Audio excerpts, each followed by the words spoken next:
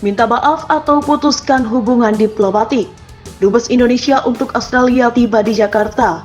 Langkah pemerintah memanggil pulang Dubes Indonesia untuk Australia dinilai sejumlah pengamat belum cukup. Seharusnya Indonesia mengusir diplomat Australia dari tanah air. Dubes Indonesia untuk Australia Najib Rifhat Kesoma tiba di Bandara Internasional Cengkareng, Tangerang, Banten. Dalam kutipan Liputan 6, Dubes RI meninggalkan Canberra, Australia menyusul pemanggilan dirinya oleh pemerintah.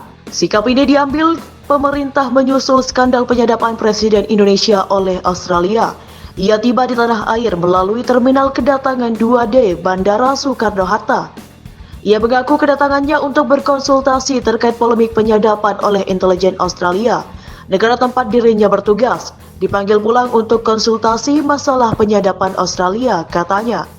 Namun, sejumlah pengamat hukum internasional menilai pemanggilan Dubes Indonesia dari Australia belum cukup. Pemerintah harus mengusir diplomat Australia dari Indonesia.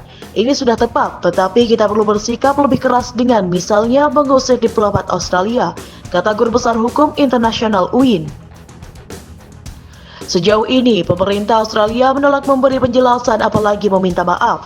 Perdana Menteri Australia mengatakan, Australia tidak perlu meminta maaf untuk langkah-langkah demi melindungi negaranya. Australia tidak seharusnya dituntut meminta maaf untuk langkah-langkah yang kami ambil untuk melindungi negara kami. Begitu pula dengan langkah serupa yang diambil negara lain, kata PM Australia. Pernyataan PM Australia membuat gusar Presiden Indonesia.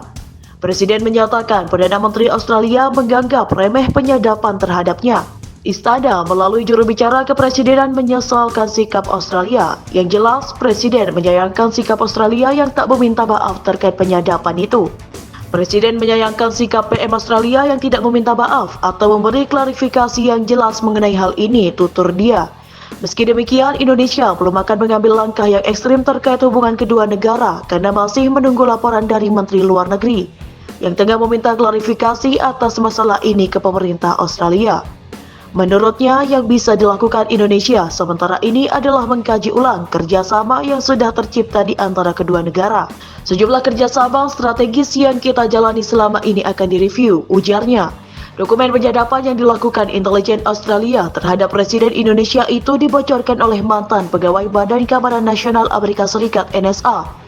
Dalam bocoran itu, selain Jokowi, penyadapan juga dilakukan terhadap sejumlah pejabat negara G20. Presiden menyatakan kecewa atas penyadapan itu. Pemerintah Indonesia secara resmi sudah menarik Duta Besar RI di Australia terkait penyadapan ini.